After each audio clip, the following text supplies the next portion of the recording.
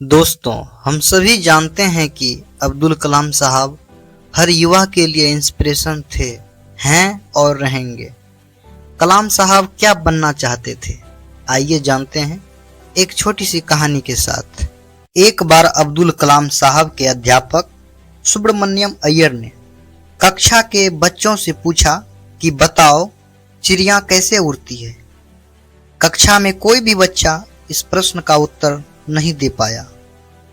शिक्षक अगले दिन बच्चों को समुद्र तट पर ले गए और उन्हें बताया कि पक्षी कैसे उड़ते हैं और पक्षियों के शरीर की बनावट के बारे में बताया कि उनकी बनावट कैसे पक्षियों के उड़ने में मदद करती है। इस घटना ने अब्दुल कलाम साहब के जीवन की दिशा निर्धारित करने में प्रेरणा दी। उनके शिक्षक का मानना था कि इस देश का सबसे अच्छा दिमाग क्लास के आखिरी बेंच पर मिल सकते हैं।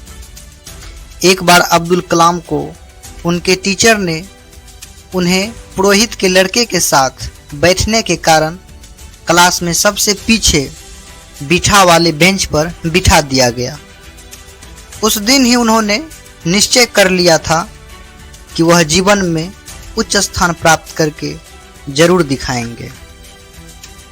कलाम साहब का मानना था कि जीवन में कठिनाइयां हमें बर्बाद करने नहीं आती, बल्कि यह हमारी छुपी हुई समर्थ और शक्तियों को बाहर निकालने में हमारी मदद करती है।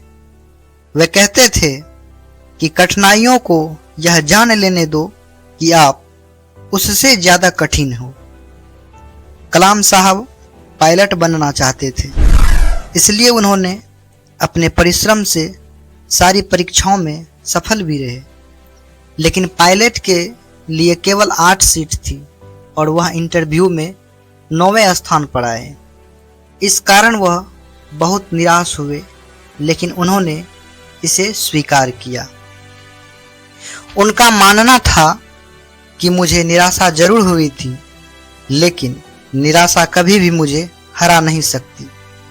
उन्होंने निश्चय किया कि मैं भले ही पायलट नहीं बन पाया, लेकिन साइंटिस्ट बनकर एयरक्राफ्ट जरूर बना सकता हूँ।